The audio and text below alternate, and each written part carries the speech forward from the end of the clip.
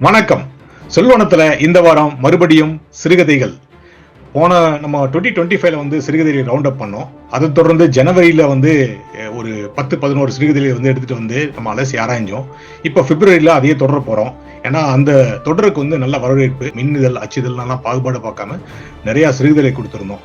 So அதுக்கு வந்து திரு மந்திரமூர்த்தி அழகு அவர்கள் வந்து அழகா ப்ரிப்பேர் பண்ணிட்டு அழகா கொடுத்தாரு. ஸோ அவரை விடக்கூடாதுன்னு சொல்லிட்டு அவரை திரட்டி பிடிச்சு இதையே மாதம் மாதம் பிப்ரவரியிலயும் வந்திருக்கும்.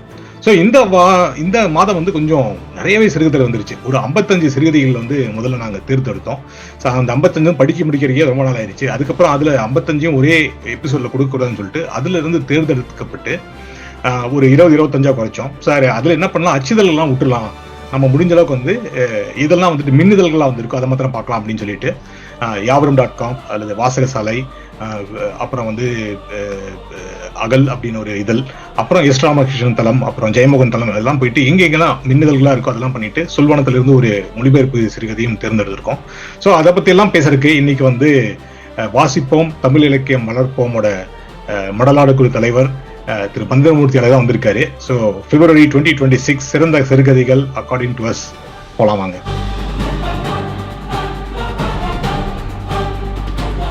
வாங்க திரு மந்திரமூர்த்தி அழகா, எப்படி இருக்கீங்க? நல்லா இருக்கேன். வணக்கம் தினேஷ், வணக்கம் பாஸ்டன் பாலா. அருமை அருமை. உங்களுக்கு வந்து இது வந்து மாதம் ஒரு பெரிய ஹோம்ஒர்க்கா நாங்க கொடுக்குறோம்னு நினைக்கிறேன். பட் எல்லாத்துக்கும் நீங்க சிரிச்ச முகத்தோட வந்து இன்முகத்தோட அதை ஏற்றுக்கிட்டீங்க. அது இந்த வாட்டி கொஞ்சம் அதிகமான ஒர்க் லோடுன்னு நினைக்கிறேன். கிட்டத்தட்ட 55-60 சிறுகதைன்னு நினைக்கிறேன். எப்படி ஃபீல் பண்ணீங்க? எனக்கு ரொம்ப மகிழ்ச்சியா இருக்குது. கரும்பு தின்ன கூலியா என்ன? அதாவது ஒரு ஒரு நெடுக அதை வாசிச்சுட்டே வரையில அது தருகிற இன்பம் இருக்கு இல்லையா, அந்த வாசிப்பு இன்பம், அது வந்து அளப்பரிய மகிழ்ச்சி தருதுன்னு தான் சொல்லுவேன் நான். சரி, சொல்லுங்க. அருமை, நீங்க சொல்றது அருமை. இந்த சிறுகதைகள் படிக்கிறப்ப நம்ம முதல்ல சொன்ன மாதிரி ஒரு சாலகத்தின் வழியா பார்க்கிற பார்வை அப்படின்னு ஏற்கனவே சொல்லிட்டோம். அதையே வந்து திரும்பி சொல்ல வேண்டியதில்லை. பட் ஃபர்ஸ்ட் நம்ம வந்து ஏற்கனவே ஓப்பனிங் வால்யே 6 அடிக்கிற மாதிரி முதல் சிறுகதையே வந்துட்டு ஜெயமோகனோடது. ஜெயமோகன் வந்து சிறுகதை எழுத்துல தெரியும், அவர் வந்து எந்த அளவுக்கு இந்த சைக்காலஜிக்கலா போவாரு, எந்த அளவுக்கு வந்து இந்த தத்துவ விவாதங்கள்லாம் பண்ணுவாருன்னு தெரியும். ஸோ இன்வர்னஸ் அப்படிங்கிறது அந்த கதை பேரு. தலைப்பே வந்துட்டு ஈர்க்க முடியா இருக்கு. பட் அந்த கதையை பத்தி நீங்க சொல்லுங்களேன். தினேஷா, ஜெயமோகனோட இன்வர்னஸ் சிறுகதை. இன்வர்னஸ் அந்த தலைப்பு பார்த்த உடனேயே அது என்ன அப்படிங்கிற ஒரு கியூரியாசிட்டி வந்துச்சு. எழுத்தாளர் ஜெயமோகன் கதையை பத்தி முதல்ல ஒரு வார்த்தை சொல்லியிருந்தோம். ஜெயமோகனை பத்தி சொல்ல வேண்டியது இல்லை, அவரோட கதை எப்படி இருக்குங்கிறது எல்லாருக்குமே தெரியும். ஜெயமோகனோட எந்த கதையை படிச்சாலும் அந்த கதையில ஏதோ ஒரு திறப்பு இருக்கும், ஏதோ ஒரு வேல்யூ இருக்கும், ஏதாவது ஒரு புதிய விஷயத்த சொல்லுவார் நம்ம தெரிஞ்சுக்கிறதுக்கு.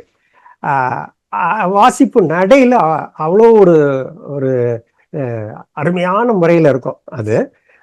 அப்புறம் இன்னொரு முக்கியமான விஷயம் என்னன்னா, அவர் வாசகனுக்கு ஒரு இடம் கொடுத்திருப்பாரு தன்னோட எல்லா கதைகள்லையுமே. வாசகன் வந்து அதை படிச்சு அறிஞ்சுக்கணும். அதுதான் ஜெயமோகனோட மிகப்பெரிய சிறப்புன்னு சொல்லுவேன் நான். சரி, இந்த இன்வர்னஸ்ங்கிற கதை என்ன அப்படிங்கிறதெல்லாம் ரொம்ப விளக்கமா சொல்ல போறது இல்லை. அந்த கதையோட சிறப்பை வந்து மட்டும் சிலதை பார்க்கலாம். பிரிட்டன்ல இருக்கிற ஒரு குடும்பம், இந்திய குடும்பம், அப்பா அம்மா மக, 3 பேர். இந்த மகள் வந்து இந்த பனிச்சறுக்கு விளையாட்டு இதிலெல்லாம் ரொம்ப விருப்பமுடைய ஒரு பருவ வயது பெண். அவன் இந்த பனிச்சறுக்கோட ஒரு ஒரு பெரிய ஒரு கூட்டம், ஒரு போட்டி, இல்லைன்னா எல்லாரும் சந்திக்கிற இடம், இது வந்து இன்வர்னஸ்ல நடக்குது. அது எப்பமாவது வருடத்துல எப்பமாவது ஒரு சமயத்துல தான் வாய்க்கும். எல்லா சமயத்துல கூட அது மாதிரி வாய்க்கும்னு சொல்ல முடியாது. மக போகணும்னு அங்க பிரியப்படுறா. அவ அப்பா செல்லம். இவங்க அம்மா எப்படி அப்படின்னு பாத்தீங்கன்னா, அவ ஊர்ல இருந்து இங்க வந்து லண்டன்ல இருந்தா கூட தான் கணவன் மகள் அப்படிங்கிற இந்த இதுக்குள்ள மட்டுமே இருக்கிறவ. இதை தாண்டி வேற எதை பத்தியும் அம்மாக்கு பெரிய அக்கறை கிடையாது. மக அந்த ஸ்காட்லாண்ட் இருக்கக்கூடிய அந்த இன்வர்னஸ்க்கு போகணும், அங்க போய் பனிச்சறுக்குல கலந்துக்கணும்னு உடனே அது அது என்ன இடம் ஏதுன்னு தெரிஞ்சுக்கிட்டு, அந்த இடத்துக்கு எதுக்கு அவ்வளவு தூரம் ஏன் போகணும், நீ இங்கதானே பிராக்டிஸ் பண்றியே அப்படிங்கிறதெல்லாம் பண்றா. கதை இப்படியே போகுது. அந்த கதையை அங்கிருந்து அப்படியே கட் பண்ணிட்டு ஜெயமோகன் வந்து அந்த இடத்துக்கு அப்பா அம்மா 2 பேரும் போய்கிட்டு இருக்காங்க. அப்பா அம்மா 2 பேரும் போய்கிட்டு இருக்கையில அப்படி கதை விரிஞ்சுக்கிட்டே வருது. இந்த அம்மாக்காரி இன்வர்னஸ்னு மட்டும் எப்ப பார்த்தாலும் அந்த டிரைவர் அழைச்சிட்டு போறாரு அந்த அந்த பனிச்சறுக்கு அந்த இடத்துக்கு. அந்த நைஸ்ங்கிற நதிக்கரை ஓரத்துல அந்த நகரம் இருக்கு. அந்த நதியோட அந்த சேர்ற இடத்துக்கு போறாங்க. கதை உச்சியில நமக்கு தெரிய வர்ற விஷயம் என்ன, அந்த இடத்துல அந்த இன்வர்னஸ்னு சொல்லிக்கிட்டே புனைக்கிட்டே வரவ அந்த பனிச்சறுக்கினுடைய அந்த உச்சி கடைசி இடத்துல அங்க போய் நின்ன உடனே தன்னோட கணவன்கிட்ட கேட்கிறா மனைவி, இது எந்த இடம் அப்படின்னு. இன்வர்னஸ். ஓ இன்வர்னஸா அங்கிற அந்த பேரை கேட்டுட்டு ஓடுவா. இப்போ இந்த இடத்தோட கதையை வந்து அதுக்கப்புறம் 1-2 சில சம்பவங்களோட கதையை நிறைவு செய்கிறாரு ஜெயமோகன். இதுல இந்த கதையில நீங்க வாட்சிங்க இல்லையா? கண்டிப்பா நீங்க வாட்சிங்க இல்லையா? நீங்க என்ன ஃபீல் பண்ணீங்க? ஸோ இன்வர்னஸ் எனக்கு அதுல என்ன பிடிச்சி நீங்க சொன்ன மாதிரி தான். அது சம்டைம்ஸ் வந்து நம்ம வந்து ஒரு பாடலோ ஒரு வார்த்தையோ வந்து நம்ம மண்டையில சிக்கிட்டு அதையே திரும்ப திரும்ப சொல்லிட்டு இருக்கோம். ஸோ எனக்கு ஃபர்ஸ்ட் அப்படிதான் தோணுச்சு. அவங்களுக்கு வந்து அந்த மண்டையில இன்வர்னஸ் அப்படிங்கிற அந்த வார்த்தை அந்த பெண்ணுக்கு வந்து மண்டையில மாட்டிக்கிச்சு. அதையே திரும்பி திரும்பி சொல்லிட்டு இருக்காங்க. ஸோ அது வந்து அந்த கார் டிரைவர் நீங்க ஓட்டிட்டு போறப்ப அவர் திரும்பி பார்ப்பாரு, சந்தேகமா என்னடா இது இந்த அம்மா அதையே சொல்லிட்டு இருக்காங்களே அப்படின்னு சொல்லி இவர் எக்ஸ்பிளைன் பண்ணுவாரு. ஆனா அந்த முடிவுல நீங்க சொல்றப்போ நான் வந்து கதையை ஃபுல்லா போகாம கடைசியில பாத்தீங்கன்னா அந்த இன்வர்னஸ் அப்படிங்கிற வார்த்தையை வந்துட்டு அவர் திரும்ப திரும்ப சொல்லிட்டு இருப்பாரு இல்லீங்களா? கான்வர்சேஷன் முடியறப்ப அது சொல்லுவாரு. சோ அகைன் அந்த கதையை படிக்கிறவங்களுக்கு அது தெரியணும், ஏன் வந்து அவங்க சொல்லிட்டு இருந்தாங்க அப்படின்றதுக்கு வந்து நம்மளுக்கு அடிக்கோடிட்டு அந்த கான்வர்சேஷன் முழுக்க அப்படியே கொண்டு போறாரு. கடைசியில் அவர் சொல்றப்ப வந்துட்டு அதுக்கான காரணத்தை நம்ம வந்து நம்மளே யூகிச்சுக்க வேண்டியிருக்கு. சோ இங்கதான் வந்துட்டு இட்டு நிரப்ப வேண்டிய இடம் அப்படின்னு சொல்லிட்டு எல்லா சிறுகதை ஆசிரியர்களும் இல்ல ஒரு பெரிய இலக்கியவாதிகள்லாம் பண்ணுவாங்க. அதைத்தான் ஜெயமோகன் என்ன பண்ணியிருக்காருன்னா ரொம்ப அழகா அந்த அந்த இடத்த வந்து இப்படிதான் அப்படின்னு எழுதி காட்டாம அந்த குறையாடல்கள் மூலமாகவும் அவர்களுக்குள்ள எப்படி அந்த பேச்சுவார்த்தைகள் சம்பாஷணை கூப்பிட்டு கடைசியில் அவங்க இன்வெஸ்ட்மெண்ட் முடிக்கிறத முடிச்சிருக்காரு. ஸோ அது எனக்கு ரொம்ப பிடிச்சிருக்கு. ஸோ அப்படிதான் நான் புரிஞ்சுக்கிட்டேன். அவங்க 2 பேருக்குள்ளார அந்த உறவு சிக்கல்கள் எப்படியும் பட்ட படிமங்கள்லாம் அதுல இருக்கு அப்படின்னு சொல்லிட்டு கொஞ்சம் கொஞ்சமா அப்படியே உரிச்சு அங்கங்க காட்டிட்டு நம்மளை இட்டு நிரப்பிக்க சொல்லிடுறாரு. அதுல ஜெயமோகன் வந்து சரிதான் சொல்றது. அதுல என்ன முக்கியமா என்ன சொல்ல வர்றாருன்னா, 16 வயசு இருக்கையில அந்த மகள் வந்து பனிச்சறுக்கு விளையாட்டுக்கு அங்க விளையாட வர்றா. அப்புறம் அந்த டாக்ஸி டிரைவர்கிட்ட பேசுறப்போ அந்த அப்பா அவர் சொல்றாரு, ராகவன் வந்து அந்த டிரைவர்கிட்ட தன்னோட மனைவி வந்து 28 வருஷமா வாய்க்குள்ள ராத்திரி தூங்கும்போது கூட அப்பப்போ இன்வர்னஸ் அப்படிங்கிற வார்த்தையை முணுமுணுக்கிறா அப்படின்னு சொல்லி கடந்த 28 வருஷமா.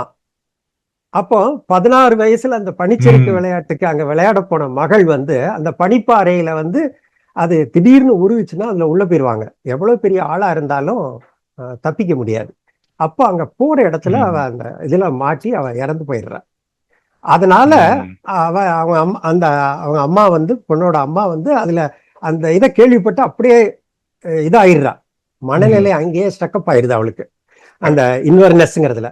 ஸோ 28 வருஷமா அத அப்போ இந்த மகளுக்கு வயசுக்கு அப்புறம் 28 வருஷம் பார்த்துக்கோங்க.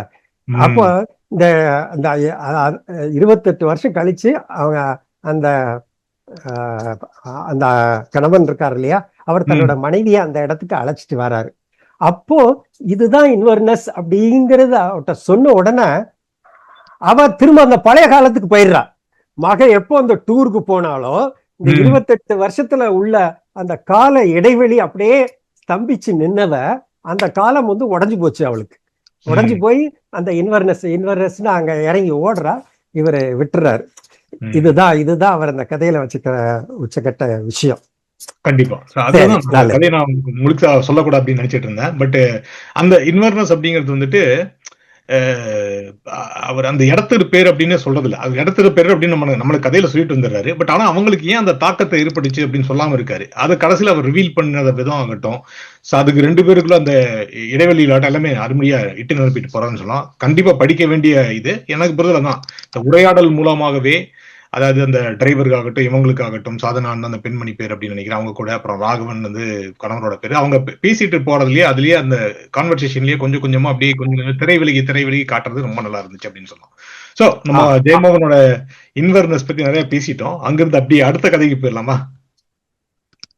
போயிடலாம். இது வந்து கொஞ்சம் கல்யாணத்துல மழை பெய்யும் அப்படின்னு சொல்லிட்டு அருமையான கதை மஞ்சுளா சுவாமிநாதன் எழுதியிருக்காங்க அப்படின்னு சொன்னா இது வாசகர் சாலையில கிடைக்குது. சோ இதை பத்தி நீங்க சொல்லுங்க.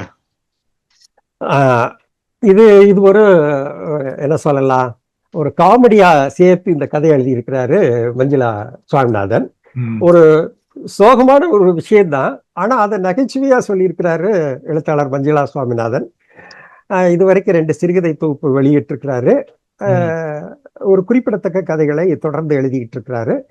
நகர்ப்புற கதைகளையும் நடைமுறை கதைகளையும் எழுதிக்கிட்டு இருக்கிறாரு மஞ்சுளா சுவாமிநாதன். இப்போ இந்த கதை என்ன அப்படின்னு பாத்தீங்கன்னா, நம்ம ரொம்ப விரிவாலாம் பார்க்க போறது இல்லை. ரொம்ப சுருக்கமா சொல்றதா இருந்ததுன்னா, இந்த கதையோட மெயின் கேரக்டர் அத்தை. யாரு? இந்த கதை சொல்லி வந்து ஒரு பெண், அவளோட அத்தை தான் இந்த கதையோட முக்கியமான பாத்திரம். இந்த அத்தையை வந்து பல நிலைகள்ல அவளுடைய மனநிலை என்னங்கிறதெல்லாம் விவரிச்சுக்கிட்டே வந்து கடைசியில உச்சகட்டத்துல அந்த கேரக்டர் வந்து ஒரு முழுமை பெற்று அந்த கதையை முடிக்கிறாரு. இந்த அத்தை வந்து ஒரு பெரிய மாளிகையில மகாராணி போல இருந்தவ. ஆனா கடைசியில என்னன்னா எல்லாம் நொடிச்சு போய் ஒரு சேல்ஸ் கேர்லா போய் ஒரு இடத்துல வேலை பார்க்கறா. ஒரு சாதாரண வாடகை வீட்டுல குடி இருக்கிறா. மற்றவங்க மேல பொறாமை உடைய ஒரு பெண். ஆனா அதே சமயத்துல ஒரு குழந்தை உள்ளம் கொண்டவள். அதனால அவங்க அத்தையை வந்து அந்த கதை சொல்லிக்கிட்டு இருக்கிற அந்த பெண் இருக்கா இல்லையா, அவ வந்து அவ்வளவு அழகா புரிஞ்சு வச்சிருக்கா. அவ கோவப்பட்டாலும் மற்றது பண்ணாலும் அவளை தாஜா பண்ணி கடைசியில இந்த கதை சொல்லியோட தம்பியோட கல்யாணத்துக்கு அவ வாரா. வந்த இடத்துலயும் மற்றவங்க எல்லாம் இருக்கிறத பார்த்துட்டு அது மேல பொறாமப்பட்டு வீட்டுக்குள்ள முடங்கி கிடக்குறா. அவங்க அத்தைக்கு இவ வேற இமிட்டேஷனோட ஜுவல்ஸ் எல்லாத்தையும் போட்டு அழைச்சிட்டு வாரா.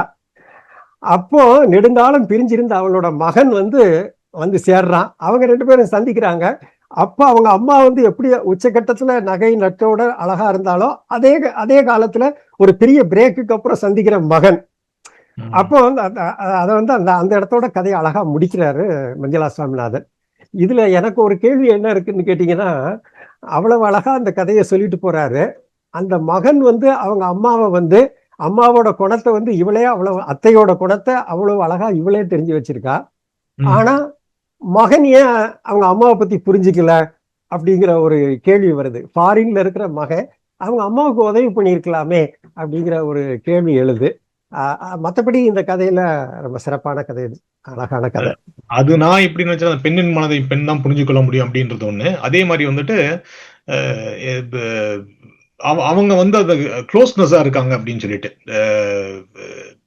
அந்த அத்தையோட அந்த தனிமையை வந்து அவங்க உணர்றதுனால அவங்களுக்கும் வெளிநாட்டுல இருந்து வந்தா அவங்களுக்கும் அந்த அந்த தனிமையை வந்து அவங்களுக்கு பழகி இருக்கும் அப்படின்னு இன்னொரு இதுவும் நினைச்சிருக்கலாம். அந்த தனிமையை வந்து அவங்களும் உணர்ந்திருப்பாங்க. ஸோ அதனாலதான் நம்மளுக்கு வந்து வேற யாராச்சும் ஒருத்தர் பாக்குறப்போ அவங்களோட ஃபீலிங் நம்மளுக்கு எப்படி ரிலேட்டபிள் ஆகும், நம்மளுக்கு அந்த ஃபீலிங் எப்போச்சும் இம்பாக்டா இருக்கும் இல்லையா? ஸோ அப்படியும் எடுத்துக்கலாம். ஸோ அந்த மாதிரி எடுத்துக்கலாம். பட் நீங்க சொன்ன மாதிரி இதுல என்னன்னா, இந்த மலை அப்படிங்கிறது வந்து ஏன் அப்படி அந்த அந்த இதுல வச்சாங்கன்னா அது ஒரு படிமமா யூஸ் பண்ணியிருக்காங்க அப்படின்னு நினைக்கிறேன். மலை அப்படிங்கிறது அத்தையோட மனக்குமுறல்கள். ஏன்னா கடைசியில முடிக்கிறப்ப வந்துட்டு அந்த கண்ணீரும் அத்தையோட வலிக்கிறப்ப அவரோட இவங்க அரவணைப்பு எப்ப அவங்க வர கண்ணீரும் அந்த மலையும் ஒன்னா போறது வந்துட்டு அது கரெக்டா முடியறது மாதிரி நினைக்கிறேன். ஆனா நீங்க அது ஒரு எழுத்தாளரோட அது ஒரு எழுத்தாளரோட ஒரு பாணி, ஒரு அழகு, சொல்ற ஒரு நடை, அதெல்லாம் கச்சிதமா வந்திருக்கு கதையில. நல்லா இருக்கு. அங்க இருந்து அடுத்தது வந்துட்டு நம்மளுக்கு இது என்ன இலங்கை மக்களை பத்தி லாஸ்ட் வீக் லாஸ்ட் மந்த் பேசுறப்போ கூட இந்த மாதிரி வந்துட்டு இலங்கை வாழ் தமிழர்களை பத்தி பேசியிருந்தோம். இலங்கை வம்சாவளி பத்தி பேசினோம். இது அடுத்த கதையா தான் ஒரு வழி பாவம் அப்படின்னு சொல்லிட்டு ரஃபீக் ராஜா எழுதியிருக்காரு. அதை பத்தி சொல்லுங்க. இப்போ ராஜா வந்து தொடர்ச்சியா கதைகள் எழுதிட்டு இருக்கிறாரு. ம், 2 சிறுகதை தொகுதிகள் வெளியிட்டு இருக்கிறாரு. ம், ஃபாரினோட சம்பந்தப்பட்ட கதைகளை வந்து அதிகமா எழுதுறாரு, அந்த பின்னணியில உள்ள கதைகள். இந்த கதையை பார்த்தீங்க அப்படின்னு பார்த்தீங்கன்னா, மாலத்தீவு பின்னணியில கதையை சொல்றாரு. ம். இது வந்து ஒரு விதமான டார்க் ஹியூமர் கதை. மாலத்தீவுல வேலை பார்க்குறான் இந்த கதையினுடைய நாயகன். அங்க ஒரு எலக்ட்ரிக்கல் ஒர்க்கு, ஒரு ஹோட்டல்ல வேலை செய்யறான். அங்க ஏற்படுற சில சிக்கல், இதை பத்தி தான் அவர் சொல்லியிருக்கிறாரு. ஸோ எப்பவுமே ஒரு புதிய நாடு, அந்த நாட்டில் அவன் பார்க்குற விஷயங்கள், இதையெல்லாம் நம்ம கதையின் மூலமா நம்ம தெரிஞ்சுக்கிறோம் இல்லையா? அதுல அதுதான் இந்த கதையோட ஒரு பெரிய சிறப்பு. வாட்சி பார்க்கணும் நண்பர்கள் வந்து இந்த கதையை. எல்லாரும் அதை, ஏன்னா மின்சார தட்டுப்பாடு உள்ள இடம் அந்த இடம். இதை எல்லாத்தையுமே அந்த கதையில வந்து அவர் சொல்லிட்டு போறாரு. அந்த கதையில அவன் கூட அங்க வேலை பார்க்குற, அந்த ஹோட்டல்ல வேலை பார்க்குற ஒருத்தன், அவனோட பிரச்சனை என்ன, இந்த மாதிரி அந்த கதையில அவனோட முதலாளி அவர் எப்படி இருக்கிறாரு, அவர் யாரோட வராரு, இந்த மாதிரி பல விஷயங்கள் அப்படி சேர்த்து அந்த டார்க் ஹியூமரா அந்த கதையை சொல்லியிருக்கிறாரு ரஃபீக் ராஜா. இதுல எனக்கு நீங்க சொன்ன மாதிரி இது படிக்கிறதுக்கு வந்து இந்த டார்க் ஹியூமர் நல்லா இருந்துச்சு. என்ன பொறுத்தல என்னன்னா, ஒரு குறுநாவலுக்கான மெட்டீரியல் இதுல இருக்கு. ஏன்னா ஒரு நிகழ்வு மாத்திரம் சொல்ல, சிறுகதை என்ன என்ன நினைப்பேன்னா, இப்ப நீங்க ஃபார் எக்ஸாம்பிள் இதுக்கு முந்தின அந்த கல்யாணத்துல மழை பெய்யும் அப்படிங்கறத வந்துட்டு அந்த ஒரு இன்ஸ்டன்ஸ் பண்ணி அவங்க அந்த மண்டபத்துல சந்திக்கிறது, அவங்க மலையில வர்றது, அவங்களோட இதெல்லாம் அந்த இடத்துல நிகழ்வு இருக்கும். இது என்னன்னா ஒரு குறுநாவலாக கொஞ்சம் விரிவா இருக்கு அப்படின்னு நினைக்கிறேன். ஏன்னா ஒரு செய்தியை ஒரு ஈவெண்ட் மட்டும் இல்ல, மல்டிபிள் ஈவெண்ட்ஸை வந்து அப்படியே கோத்து சொல்லிட்டு போறாரு. அது ரொம்ப நல்லா இருக்கு. அதனாலதான் வந்து இன்னும் கொஞ்சம் விரிச்சு எழுதுனா இது கண்டிப்பா ஒரு 100 பக்கம் குறுநாவலாக வரக்கூடிய அளவுக்கு சாத்தியக்கூறுகள் இப்படின்னு எனக்கு தெரியல. ரஃபீக் ராஜாவுக்கு இடம் தெரியும், ஒருவேளை அவர் குறுநாவல் எழுதி நினைச்சு அதை சிறுகதையா மாத்திட்டார் அப்படின்ற மாதிரி எனக்கு தோணுச்சு. மற்றபடி நீங்க சொல்றது எல்லாருமே, ஏன்னா அதுல வந்து அவங்க இன்ஃபிடெலிட்டியை பத்தி பேசுறாரு, அப்புறம் ஏமாத்தத்தை பத்தி பேசுறாரு, எல்லாமே வருது அந்த கதையில வந்து எல்லா. ஆமா தினேஷ், ஆமா ஆமா கண்டிப்பா இதை ஒரு குறுநாவலா கூட விவரிச்சு எழுதுற அளவுக்கு இதுல நிறைய விஷயங்கள் இருக்கு. சரிதான். அடுத்தது வந்து கேர்டேக்கர்ஸ் அப்படிங்கிற ஒரு கதை. கேர்டேக்கர் எழுதின எழுத்தாளர் பேரு சகமனிதர். கரெக்ட். இப்போ இந்த கதை பாத்தீங்கன்னா, கேர்டேக்கர் சகமனிதர். இந்த சகமனிதர்ங்கிற பேர்ல எழுதுறது யாருன்னு பாத்தீங்கன்னா ஆனந்த் குமரேசன் அப்படின்னு ஒருத்தர். அவரு திரைத்துறையில பணி செய்கிறவர் ஆனந்த் குமரேசன், தெரிஞ்சிருக்கோம் உங்களுக்கு. இப்போ இந்த சகமனிதர் வந்து இந்த பேர்ல தான் அவரு இந்த கதை எழுதியிருக்கிறாரு. அதனால நம்ம அந்த பேர்லயே அழைக்கலாம். இந்த கதையில இதுவும் ஒரு டார்க் ஹியூமர் கதைன்னு தான் நான் சொல்லுவேன். கதை சும்மா 2 வரி அவுட்லைன் சொல்றதா இருந்ததுன்னா, ஒருத்தன் அவனோட அப்பா இறந்து போயிடுறாரு. அப்பா இறந்த உடனே தங்கச்சியோட கல்யாணம், அப்புறம் அவனோட அம்மாவை பார்த்துக்கணும், இப்படின்னு சொல்லி இந்த சமூகம் வந்து அவனை முழுக்க அமுக்கிடுது. அவனுக்குன்னு ஒரு வாழ்க்கை இருக்கும், அவனுக்குன்னு ஒரு விருப்பம் இருக்கும். அப்படிங்கிறத வந்து இந்த சமூகம் கன்சிடரே பண்ண மாட்டேங்குதே அப்படிங்கிற ஒரு ஏக்கம் எல்லாம் அந்த கதையில வெளிப்படுது. மகன் வந்து அம்மாவை கவனிச்சுக்கிறதுக்கு ஒரு கேர்டேக்கரை இது பண்ணியிருக்கான். இந்த கேர்டேக்கர் மூலமா தான் இந்த கதையவே எடுத்துட்டு போயிருக்கிறாரு. இந்த கதை சொல்லியிருக்கிற அழகு அப்படி ஒரு அழகா இந்த கதையை சொல்லியிருக்கிறாரு சகமனிதர். வந்து வாசிக்க வேண்டிய கதைன்னு சொல்லுவேன் இந்த கதையை. கண்டிப்பா இது வந்துட்டு மனித உறவுகள் பற்றிய கதை தான். நீங்க சொன்ன மாதிரி நீங்க வந்து ஒரு டார்க் ஹியூமரா இருந்தாலும் நிறைய இடத்துல வந்துட்டு அந்த ஃபார் எக்ஸாம்பிள் அவர் இந்த ட்ரிப்பை கேன்சல் பண்ணிட்டு வரதாகட்டும், அந்த மாதிரி சில விஷயங்கள்லாம் வந்துட்டு ரிலேட்டபிளா எழுத முயற்சிருக்காங்க சொல்ல முடியும். நீங்க சொன்ன மாதிரி கேர்டேக்கர் வந்து ரொம்ப அழகான கதை தான், வாசிக்க வேண்டிய கதை. ஆசாபாசங்களுக்கும் அவனுடைய என்டர்டைன்மெண்ட்டுக்கும் வாழ்க்கையில இடம் இல்லாம போய் 24 மணி நேரமும் நீ உன் அம்மாவே பார்த்துக்கிட்டு, நீ சம்பாதிக்கிற அவ்வளவு காசையும் உன் தங்கச்சியை கல்யாணம் பண்றதுக்கே நீ செலவழி அப்படிங்கிற நிர்பந்தத்தையே இந்த சமுதாயம் சுமத்தணும். அவங்கவுங்களுக்கு ஒரு வாழ்க்கை இருக்கும் இல்லையா, அந்த வாழ்க்கையை வாழ்றதுக்கு ஏன் நீங்க இடம் கொடுக்க மாட்டேங்கிறீங்க அப்படிங்கறதுதான் இந்த கதையில. அவரை பொறுத்தளவு அவரோட தன்னிலையில என்ன நினைக்கிறோம், நம்மளால இவ்வளவுதான் முடியும், நம்மளோட லைஃப் என்ஜாய் பண்ணிட்டு இருக்கேன், இது என் தலையில வந்து இவ்வளவு பாரத்தை அமுத்துறீங்களே அப்படிங்கிற ஒரு ஆற்றாமையும் அதுல இருக்கு அப்படின்ற. ஆமா, அது இது பிடிக்காம கேர்டேக்கரை வச்சுட்டு விலகி ஓடுறான். ஏதோ ஒண்ணுதான் நான் வந்து பாக்குறேன், அவங்க உங்க வாழ்க்கைய அவங்கவுங்க வாழ்ந்துக்கிடலாம் அப்படின்னு சொல்லி. நல்ல கதை, நல்ல கதை. அடுத்த கதை வந்து நீங்க இது வந்து மொழிபெயர்ப்பு கதை. போன வாட்டி வந்து ஒரு 2-3 மொழிபெயர்ப்பு பத்தி பேசினோம். இந்த வாட்டி வந்து மலையாளத்துல இருந்து வந்த ஒரு சாமுண்டியின் குழி அப்படின்னு சொல்லிட்டு சொல்வனத்துல வந்த கதை. அதை பத்தி சொல்லுங்க. இது சாமுண்டியின் குழிங்கிற இந்த கதை வந்து வச்சலா எழுதின, மலையாளத்துல எழுதின ஒரு சிறுகதை. இந்த சிறுகதை வந்து தமிழ்ல தீரா மீனா வந்து மொழிபெயர்த்திருக்கிறாங்க. வழக்கமா அவங்கதான் அதிக கதைகளை சொல்லுவனத்துல மொழிபெயர்க்கிறாங்க. மொழிபெயர்ப்பு ரொம்ப சிறப்பா இருக்கிற கதைகள்ல இதுவும் ஒரு கதை. இப்போ இந்த கதையை வந்து ரொம்ப அழகா சொல்லிட்டு போறாரு. நம்ம ரொம்ப சுருக்கமா சொல்றதா இருந்ததுன்னா, இந்த கதையோட நாயகன் பரமேஸ்வரன் வந்து ஒரு மலையடிவாரத்துல ஒரு சமையல் கூடம் நடத்துறான். அந்த கோயிலுக்கு, கிருஷ்ணன் கோயிலுக்கு வர்ற பக்தர்களுக்கு சாப்பாடு இதெல்லாம் பண்ணி கொடுக்கறது, காது குத்துறவங்க, விழாக்கு வர்றவங்க எல்லாத்துக்கும் இதெல்லாம் பண்ணிக்கிட்டு இருக்கான். அங்க அவன் தண்ணியை வித்தா கூட அவன் பெரிய பணக்காரன் ஆயிருக்கலாம். ஆனா சோறு சமைச்சு போடுறான். தனக்கு உதவியா இருக்கணும் அப்படிங்கிறதுக்காக ஒரு பெண்ணையும் தூரத்து உறவுல கட்டி கொண்டாந்துருக்கான். ஆனா மற்றவங்களை பத்தி சில தர்மம்லாம் பேசுற அவன் வந்து தனக்கு சமைச்சு இங்க கடையை நடத்துறதுக்கு மட்டும் மனைவியோட இது இருந்தா போதுங்கிற மாதிரியா தான் அவனுடைய நடவடிக்கைகள் எல்லாம் இருக்குது. இந்த கதையில வந்து 2 இடத்துல வந்து முக்கியமான விஷயம் கதையாசிரியர் இதுல பேசுறாரு. நீங்க கதையை படிச்சு பாருங்க. இந்த சூழ்நிலையில ஒரு நாள் இவளுக்கு கிடைக்கிறது இல்லையா உணவு, அது வந்து எல்லாத்துக்கும் சமைச்சு போட்டது போக ஏதாவது மிஞ்சி இருந்தா தான் இருக்கிறத தான் சாப்பிடுவா. பல நேரத்துல அந்த தொடுகிரியே அவளுக்கு இருக்காது, வெறும் சோறு மட்டும்தான் இருக்கும். ஏன்னா இப்படியான ஒரு சூழ்நிலை தான். ஒரு நாள் ராத்திரி அவ அந்த மாதிரி எடுத்து ஒண்ணுமே இல்லாம இருக்கிறத வலிச்சு போட்டு சாப்பிடலாம்னு இலையில உட்கார்ந்துருக்கையில ஒரு விருந்தினர் வந்து தட்டுறான். ரொம்ப வாடி போய் இருக்கிறான். அந்த இடத்துல தண்ணி கிடைக்கிறதுக்கு கூட கஷ்டமா இருக்கு. அவ கேட்குற தண்ணியை அவளுக்கு கொடுக்குறா. தண்ணியை குடிச்சிட்டு இவ அவங்ககிட்ட கேட்குறா, சாப்பிட்டீங்களா அப்படின்னு கேட்குறா. சாப்பிட்டீங்களான்னு கேட்ட உடனே அவன் சாப்பிடலன்னு தெரியுது. உடனே சாப்பிடுங்கன்னு சொல்லிட்டு அவனை சாப்பிட சொல்றா. அவன் உட்கார்றான். உடனே உட்கார்றவன் அவட்ட கேட்குறான், நீங்க சாப்பிட்டீங்களா அப்படின்னு. இப்போ நீங்க சாப்பிட்டு விட்டீர்களா அப்படிங்கிறத அவளும் கேட்கிறா. அவனும் சாப்பிட்றதுக்கு முன்னாடி நீங்க சாப்பிட்டு விட்டீங்களா அப்படின்னு கேட்கிறான். இந்த 2 தான் இந்த கதையில கீயான விஷயம். இதுதான் கரெக்ட். இவன் வந்து ஒரு நாள் கூட அவளோட கணவன் வந்து அவட்ட நீ சாப்பிட்டியா அப்படின்னு கேட்டதே கிடையாது. இந்த இடத்துல அப்படி இங்கோட அது முடியுது. அவன் வெளியே தூங்க காலையில எழுந்திரிச்சு கிளம்பி போறதுக்கு அவன் வாரான். வர்றவன் வந்து அவட்ட கேட்கிறான் என்னன்னா, இப்படி வார்த்தை என்ன சொல்றான்னா, நான் குளிர்ச்சியான தண்ணீர் துளியை தேடி போறேன், நான் குளிர்ச்சியான தண்ணீர் துளியை தேடி போறேன் அப்படின்னு சொல்றான். இவன் என்ன செய்யறான்னா, பாயை சுருட்டி வைத்து விட்டு அவனோடு சேர்ந்து கொண்டாள். இவ்வளவுதான் கதை முடிஞ்சு போயிருக்கு.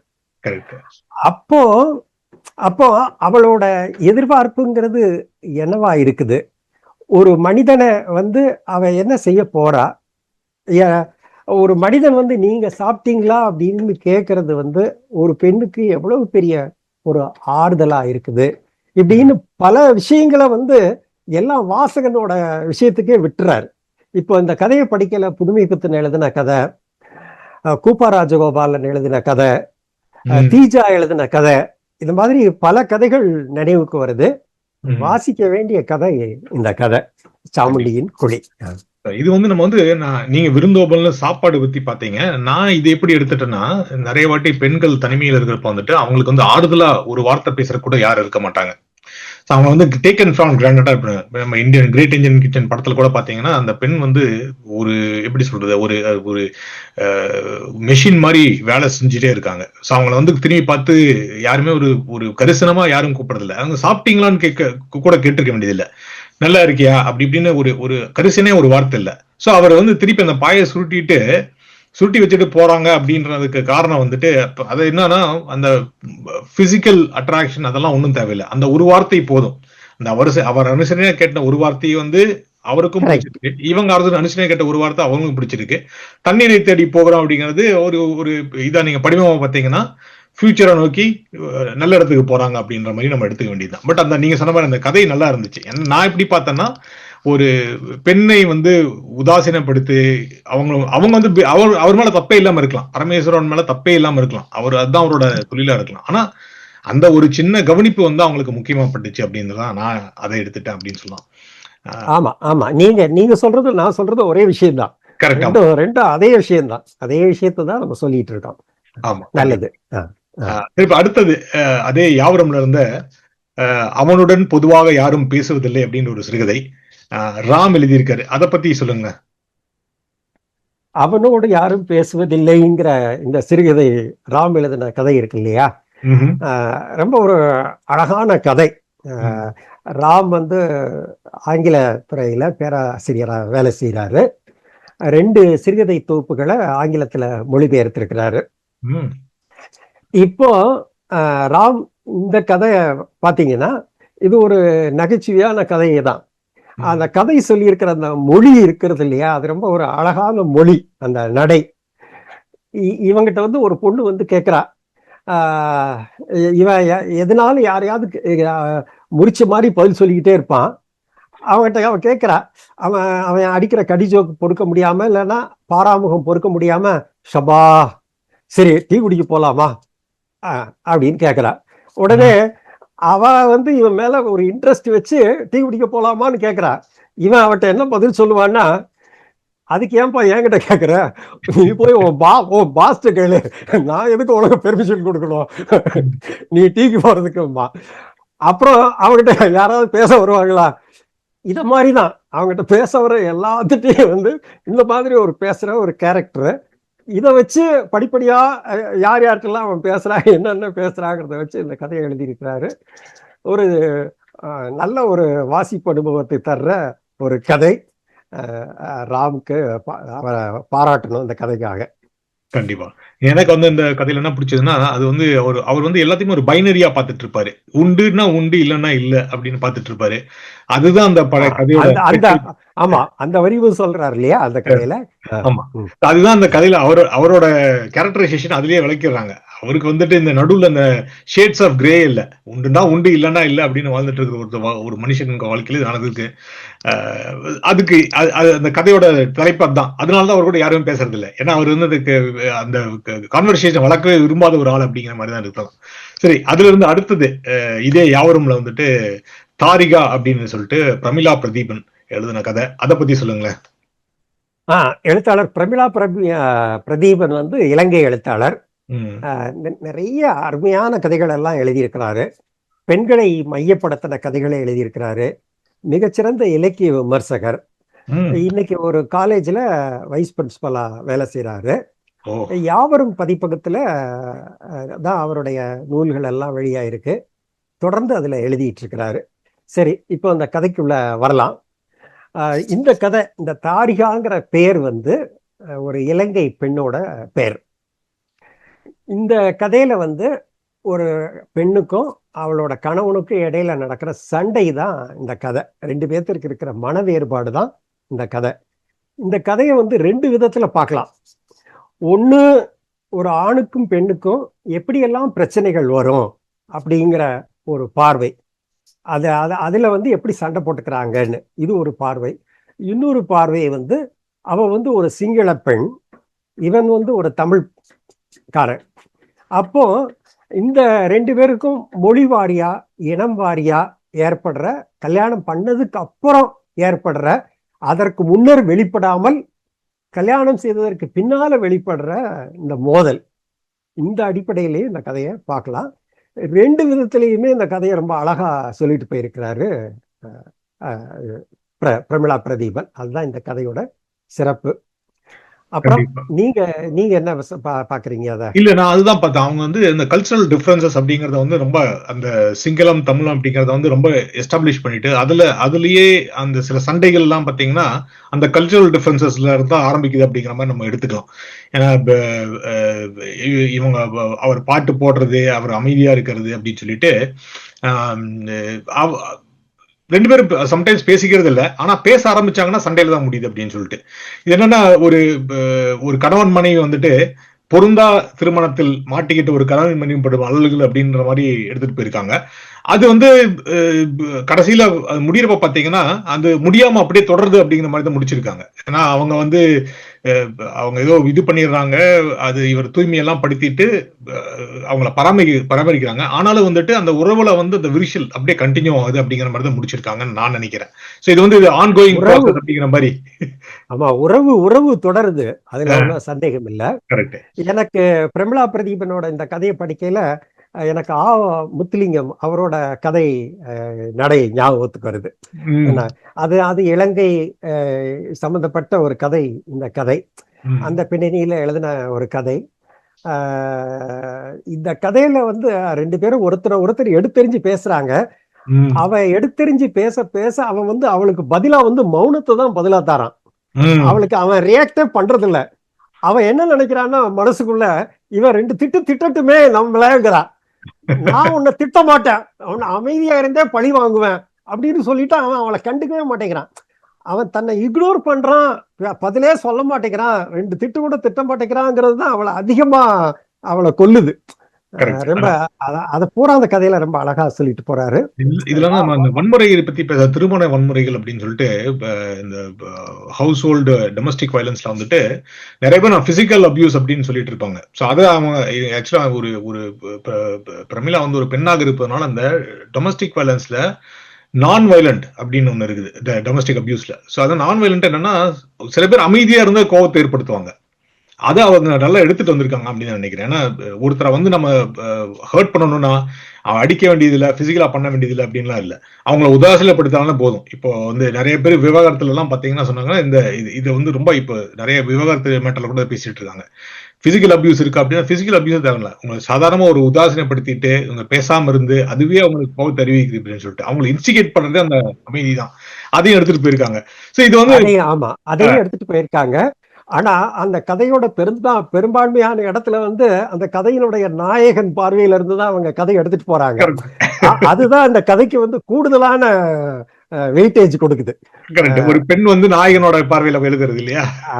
ஆமா, அந்த கதையை வந்து பிரமிளா பிரதீபன் அப்படி சொல்லியிருக்காங்க. ரொம்ப அழகான ஒரு கதை, ரொம்ப நல்ல கதை. அருமை. அடுத்தது வந்து நகர்வு அப்படிங்கிற கதை தான். இது வந்து யாவரும்.comல வந்த கதை தான். பா கண்மணி எழுதியிருக்காங்க. அதை பத்தி சொல்லுங்க. எழுத்தாளர் பா கண்மணியை பத்தி முதல்ல சொல்லணும். 2 நாவல்கள் எழுதியிருக்கிறாங்க, குறிப்பிடத்தக்க நாவல்கள். இப்போ இந்த கதையை எழுதியிருக்கிறாங்க. இந்த கதை வந்து சுருக்கமா சொன்னோம்னா ஒரு அம்மாவுக்கு மகளுக்கு இடையில நடக்கக்கூடிய ஒரு அன்பும் அப்புறம் சண்டை.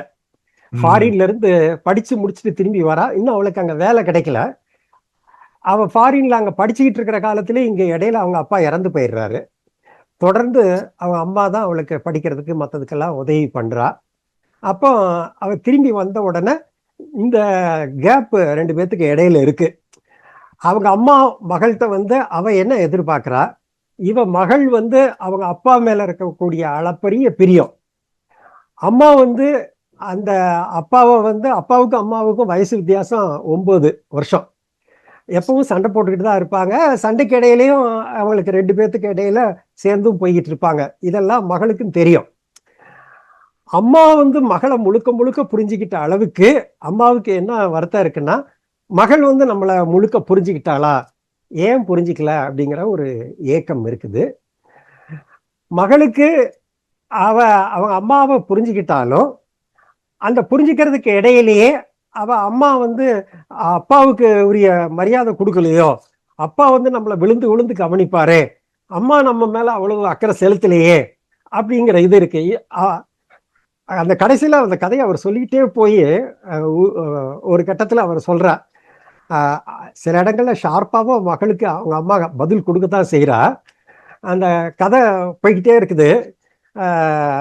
அந்த அம்மா நினைக்கிறா, இவன் மட்டும் அமெரிக்காவுக்கு போவா, இவன் அமெரிக்காவோட கல்ச்சருக்கு எல்லாம் மாறிக்கிடுவா, அவங்க அப்பா இருந்தா இவ்வளவு கேஷுவலா சொல்லுவாளா, நாங்க அவன் ஒருத்தனோட அங்க சேர்ந்து வசிச்சுக்கிட்டு இருக்கேங்கிறத ரொம்ப கேஷுவலா சொல்லுவா, அவனைத்தான் கல்யாணம் பண்ணிக்க போறேங்கிறத. இதே இது அவங்க அப்பாட்ட அவளை ஈஸியா சொல்ல முடியுமா அப்படின்னு அம்மாவோட பார்வையில அம்மா நினைச்சிட்டு அவ மனசு ரொம்ப கஷ்டப்படுறா. ஆனா மகன் என்ன நினைக்கிறா, அவங்க அப்பாட்ட வேணா இவ்வளவு கேஷுவலா சொல்லாம இருக்கலாம், ஆனா இந்த மாதிரி ஒரு விஷயத்த சொன்னா அப்பா எப்படி ரியாக்ட் பண்ணிருப்பாரு. ஆனா அந்த அம்மா ஏன் ரியாக்டே பண்ணாம என்னவோ சாதாரணமா என்னவோ கேட்கிற மாதிரி கேட்டுட்டு இருக்காளு. இவளுக்கு எல்லாமே லேஸ் தானா, இவளுக்கு எதுவுமே முக்கியம் கிடையாதா அப்படின்னு மகள் நினைக்கிறா. நம்ம கதை இந்த இடத்துலதான் முடியும் அப்படின்னு நம்ம நினைச்சுக்கிட்டு இருக்கையில கதைக்கு அதுக்கு மேல ஒரு கிளைமாக்ஸ் வைக்கிறார். அதுதான் அது அதை வந்து என்ன மக போயிட்டாளா அப்படின்னு அவரோட ஃப்ரெண்டு மெசேஜ் அனுப்புறாரு. மெசேஜ் அனுப்பிச்ச உடனே இவ பதில் அனுப்புறா, அம்மா வந்து she left, I am depressed அப்படின்னு மெசேஜ் அனுப்புறா. அந்த இவளோட ஃப்ரெண்டு வந்து ஒரு தமிழ்காரர் கிடையாது.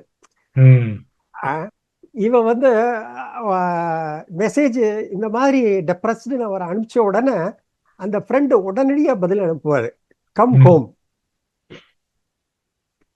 அவ இந்த மெசேஜை அனுப்பிச்சிட்டு அதை அழிக்கணும்னு நினைக்கிறா. அடடா நம்ம உணர்வை இவ்வளவு டக்குன்னு இவ்வளவு இதா வெளிப்படுத்திட்டேமேன்னு. ஆனா அந்த ஃப்ரெண்டை வந்து கம் ஹோம் அப்படின்னு அடிச்ச உடனே இவ ஒரு நிமிஷம் ஒரு 60 செகண்ட்ல மெதுவா ஒவ்வொரு எழுத்தா டைப் பண்ணி கம்மிங் அப்படின்னு சொல்லி பதில் கொடுக்குறா. அப்போ இந்த கதையில அவரு உச்சமா சொல்ல வர்றது என்னன்னா, ஒரு தமிழ் கூட தெரியாத ஒரு நண்பன் நம்ம மேல காட்டுற ஒரு கரிசனம் வந்து ஒரு அன்பு, ஒரு பரஸ்பர அன்பு, இந்த புரிதல், இதுக்காக தான் ஒரு தாய் மனம் ஏங்குது, ஒரு புரிதலுக்காக தான் ஏங்குது அப்படிங்கிறத கதையில கொண்டு போய் முடிக்கிறாரு.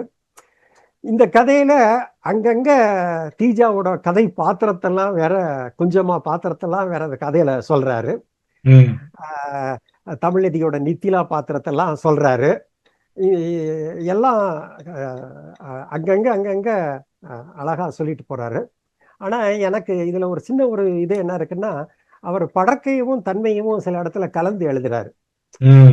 அந்த படக்கையில கதாசிரியர் சொல்லிக்கிட்டு போய்கிட்டு இருக்கையிலேயே அந்த அம்மாவோ மகளோ அந்த நினைக்கிற சில விஷயங்களை மட்டும் தன்மையில எழுதியிருக்கிறாரு.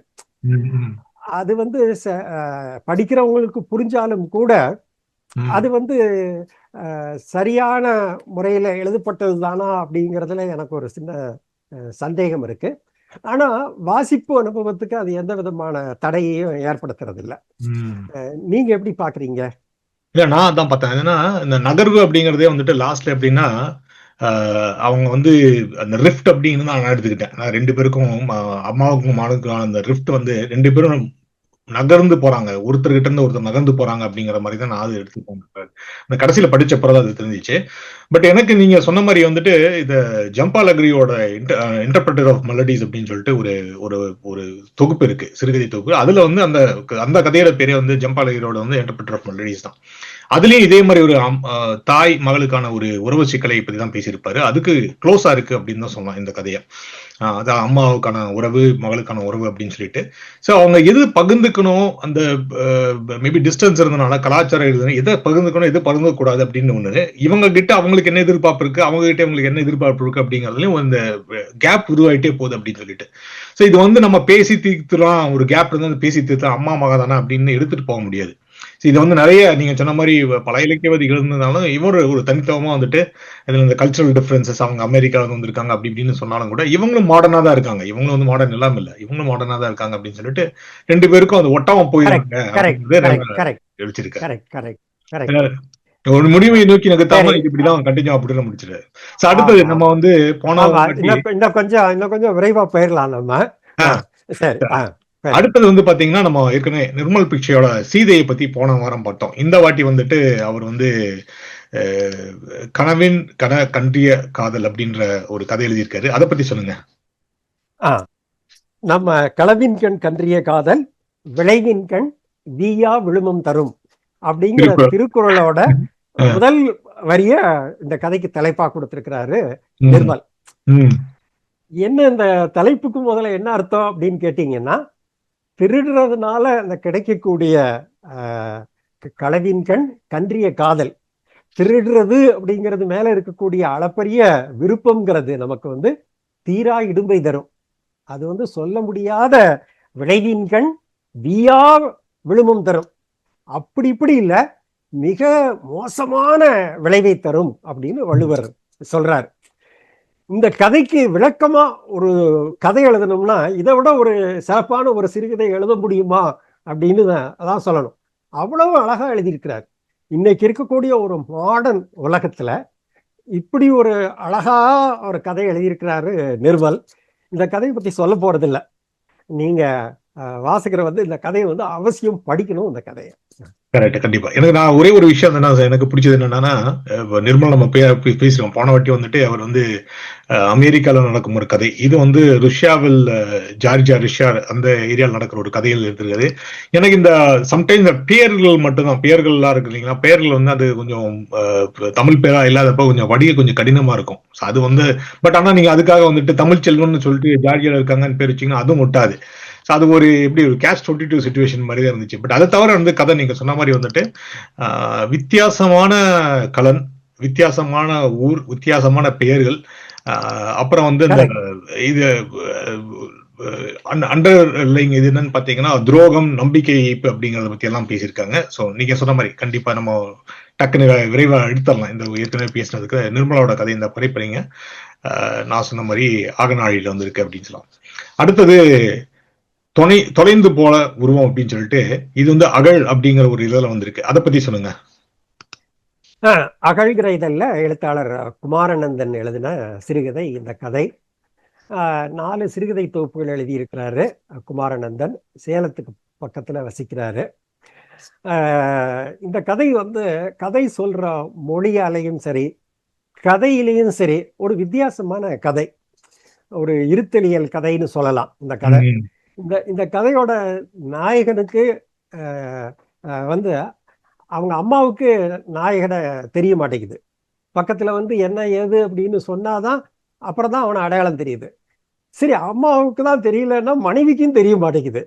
சரி, மனைவிக்கும் தெரியல அப்படின்னுட்டு எங்கேயாவது இவர் கதை எழுதியிருக்கிறாரு அப்படின்னு சொல்லி கதைக்கு ஒரு பேசுறதுக்கு ஒரு இடத்துக்கு கூப்பிடுறாங்கன்னு வச்சுக்கோங்க. அந்த கூப்பிடுற இடத்துக்கு கூட்டத்துக்கு போனா அங்க இருக்கக்கூடிய மேடையில பேசுறவங்களுக்கு கூட இவரை யாருன்னு தெரிய மாட்டேங்குது, அவரை அடையாளம் தெரிய மாட்டேங்குது. இப்படியே சொல்லிட்டே போறாரு. அப்புறம் அந்த கதையில ஒரு டாக்ஸியில போறாரு. டாக்ஸியில போற இடத்துல இறங்கிட்டு அங்க நிக்கல. அந்த டாக்ஸி டிரைவர் ஒரு கால் பேசுறான். பேசி முடிச்சுட்டு அப்புறம் வந்தாலும் எங்கன்னு தேடுறான். வந்தாலும் எங்கன்னு தேடிட்டு அவர் நான் தான் அப்படின்னு சொல்லிட்டு காசுக்கு பணம் கொடுக்குறாரு. இப்படி போயிட்டு அந்த டாக்ஸி டிரைவர் மூலமா கடைசியில ஒரு கதைக்கு ஒரு கிளைமாக்ஸ் வருது. இந்த கதையின் நெடுகிலும் அவர் சொல்ல வர்ற விஷயம் என்னன்னா, இன்னைக்கு நவீன வாழ்க்கையில மனிதனோட எதிர்பார்ப்பு என்னவா இருக்குது, அவனுக்கு என்ன கிடைக்குது, ஒவ்வொருத்தருக்கும் இன்னைக்கு வாழ்க்கையில இருக்கக்கூடிய நெருக்கடி அப்படிங்கிறது என்னவா இருக்குது அப்படிங்கிறத வந்து இந்த கதைகள்ல சொல்லியிருக்கிறாரு.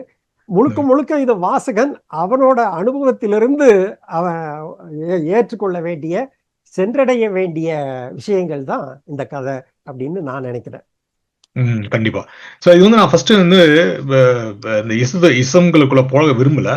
பட் ஆனா வந்துட்டு எப்படி சொல்றது, மேஜிக்கல் ரியலிசம் வந்து இல்ல, ஒரு மேஜிக்கலான ஒரு இது நடக்கும். சாதாரண நிலையில வந்து ஒரு மேஜிக்கலா ஏத்தி சொல்லுவாங்க. இதை நம்பி வந்ததுன்னா அப்சர்டிட்டி அப்படின்னு சொல்லலாம். அதாவது எப்படி ஒருத்தருக்கு உருவம் எல்லாம் போகும் அப்படிங்கிற அந்த கேள்வி, ஏன் நீங்க சொல்ற மாதிரி இந்த அம்மாவுக்கே தெரியாம போகுமா, யாருக்குமே தெரியாது, அது என்ன இன்விசிபிள் மேன் அப்படிங்கிறது என்ன அப்படிங்கிறது, அந்த ஒரு இது எனக்கு பின்னால ஓடிட்டே இருக்கு இந்த கதை படிக்கிறப்ப. அது இல்ல, இன்விசிபிள் மேன் கிடையாது, அவன் இருக்கிறான், பொருட்படுத்த மாட்டேங்கிறாங்க. காஃப்காவோட கதை மாதிரிதான். அந்த கரப்பான் பூச்சி அவன் மாறிடுறான் அப்படிங்கிற மாதிரிதான் இது. அவனுடைய புலம்பல், நம்மளோட இருப்பை வந்து அவங்க உணரல அப்படிங்கிற ஒரு புலம்பல். நாம சொல்லிதான் ஒவ்வொருத்தர்கிட்டையும் நம்ம இருக்கிறத உணர்த்த வேண்டி இருக்குங்கிற ஒரு ஆற்றாமை, அந்த மாதிரியே தான் அதை எடுத்துக்கலாம்.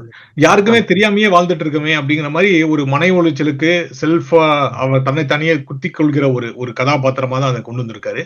பட் நீங்க சொன்ன மாதிரி அந்த அந்த அந்த அபத்தத்தை வந்து ஆராயிற மாதிரி தான் இருக்கு எனக்கு. அது பாக்குறப்ப வந்துட்டு அது என்ன பாதிச்ச விஷயம் தான். அதாவது அவர் வந்து இவ்வளவு தொடர்ச்சியா வந்து தன்னை அடையாளப்படுத்திக்கணும்னு அவருக்கு அடையாளப்படுத்தணும் விருப்பம் இல்லை. ஆனா அடையாளப்படுத்தலை அப்படின்ற ஒரு கோபமும் இருக்கு, தாழ்வு உணர்ச்சியும் இருக்கு.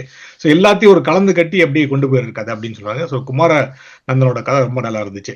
ஸோ அடுத்து கடைசி கதை அப்படின்னு சொல்லிட்டு அதை நம்ம தேர்ந்தெடுத்துல இது வந்து நான் முதலே சொல்லியிருக்கணும். பட் நம்ம இது வந்து எந்த ஒரு ஆர்டர்லயும் கொண்டு வரல. நம்ம பாட்டுக்கு அந்த 11 கதையில வந்துட்டு பிடிச்ச கதைகள் அப்படின்னு சொல்லிட்டு 55ல இருந்து ஒரு 1:5 போட்டு ஒரு 11 கதையில கொண்டு வந்திருக்கோம். ஸோ அதுல அடுத்த கடைசியில வந்துட்டு காற்றில் மிதந்த மிதக்கிறோம் அப்படிங்கிறது தான் இந்த எஸ் ராமகிருஷ்ணனோட கதை. அதை பத்தி சொல்லுங்களேன். எழுத்தாளர் எஸ்ராவோட கதை இந்த காற்றில் மிதக்கிறோம். நாம வந்து இப்போ வந்து சமீப காலங்களானா ஒரு எனக்கு தெரிஞ்சு ஒரு ஒரு ஒரு 6-7 வருடங்களாக அப்படின்னு எடுத்துக்கலாம். ரொம்ப அதிகமான முறையில் இந்த ஃபாரின்ல இருக்கக்கூடிய பையங்க அவங்க அப்பா அம்மாவுக்கு இடையில நடக்கக்கூடிய உறவு, இதை பற்றின கதைகள் வந்து தொடர்ந்து வெளியாகிக்கிட்டே இருக்கு.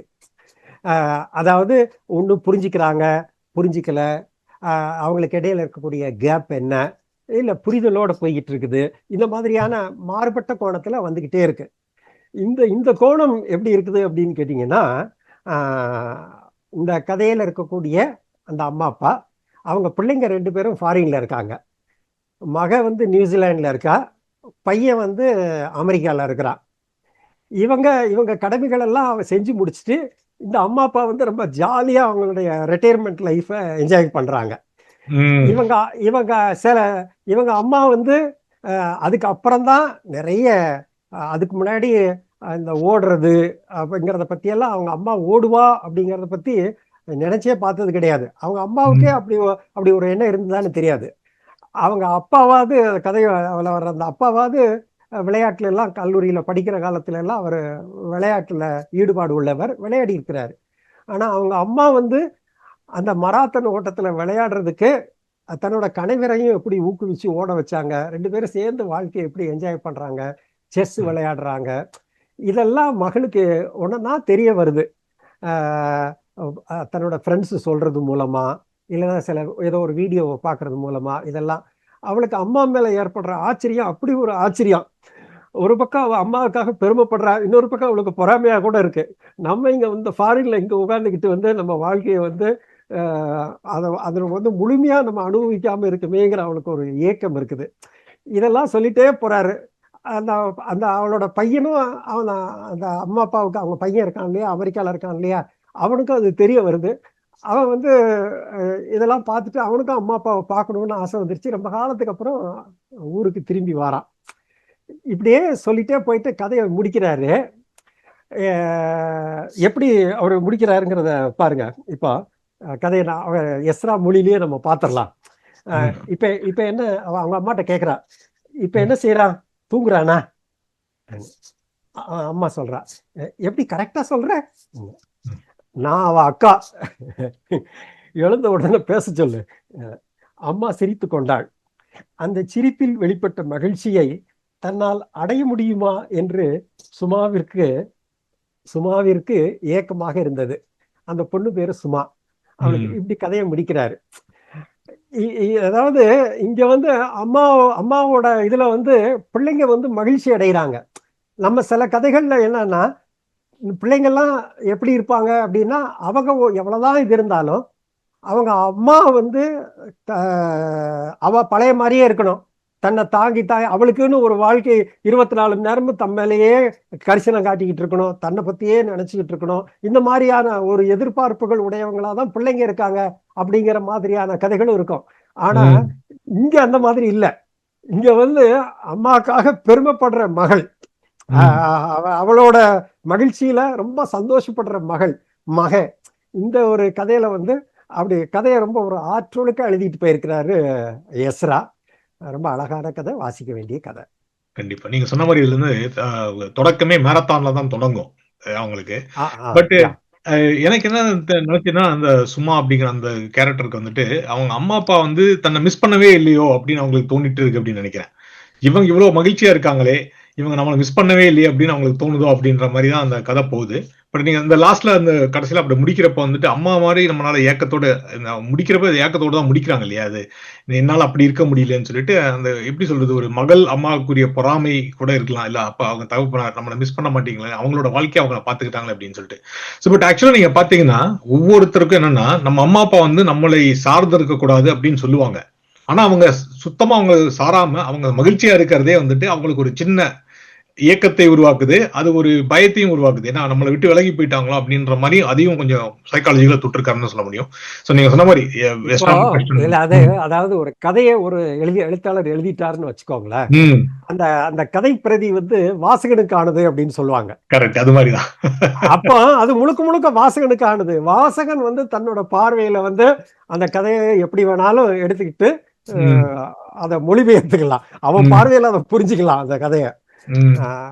எஸ்ராவோட கதை வந்து அந்த விதத்திலையும் எல்லாத்துக்கும் இடம் கொடுக்கக்கூடிய ஒரு கதை அந்த கதை. அருமை, அருமை, அருமை.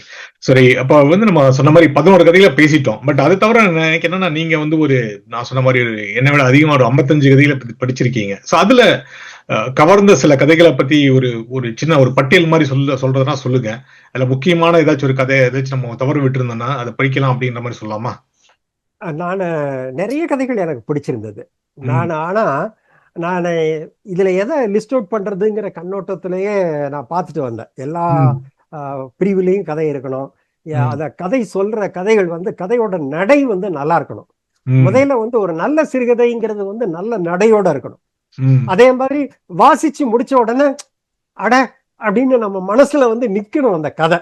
ம். அதுதான் அதுதான் நான் என்னோட பார்வையில வந்து அத ம். ஒரு சிறப்பான சிறுகதை அப்படின்னு சொல்லுவேன். ம். அந்த விதத்துல வந்து அந்த விதத்திலேயே நான் கதையை படிச்சுட்டு போனதுனால இந்த கடைசியில இறுதியா இந்த 11 மட்டும்தான் நான் தேர்ந்தெடுத்தேன். நீங்க சொன்ன மாதிரி அடுத்த நிலையில எதை வச்சு பார்க்கலாங்கிற இதோட நான் அந்த கதையை வாசிக்கல. ம். அதனால இமீடியட்டா என்னால சொல்ல முடியல. இல்ல, நான் மன்னிச்சுக்கணும். இந்த 10 வந்து எனக்கு என்ன பொறுத்தல வந்துட்டு, நீங்க வந்து பிரிண்டட் புக்கா இல்லாம, ஆன்லைன்ல வந்த கதைகளாவே எடுத்து அனுப்பியிருக்கோம். ஸோ முடிஞ்சா நம்ம இதோட லிங்க்ஸும் வந்துட்டு நம்ம கீழ குடுத்துறலாம். பார்த்துட்டு அவங்க பார்த்து படிக்கட்டும் அப்படின்னு சொல்லிட்டு, நான் இது மாரி சொன்ன மாரி வந்துட்டு சொல்வனம் இதழ்ல வந்தது மட்டும் எடுத்து பண்ணாம, ஆக்சுவலா பாஸ்டன் பாலாஜிக்கு நன்றி சொல்லணும். ஏன்னா நெறைய பேர் வந்து ரொம்ப இப்ப இதுவா இருப்பாங்க. நம்ம பத்திரிகையில வர்றது மாத்திரம் போடாம, எல்லா சிறுகதையும் படிச்சு எல்லாத்தையும் எடுத்து போடணும் அப்படின்னு அவரு சொன்னாரு. ஸோ அதுதான் நம்ம பண்ணிட்டு இருக்கோம். ஸோ இது நம்ம மாதம் மாதம் தொடர்ந்து பாஸ்டன் பண்ணணும். பாஸ்டன் பாஸ்டன் பாலாவோட மனசு வந்து ரொம்ப பெரிய மனசு.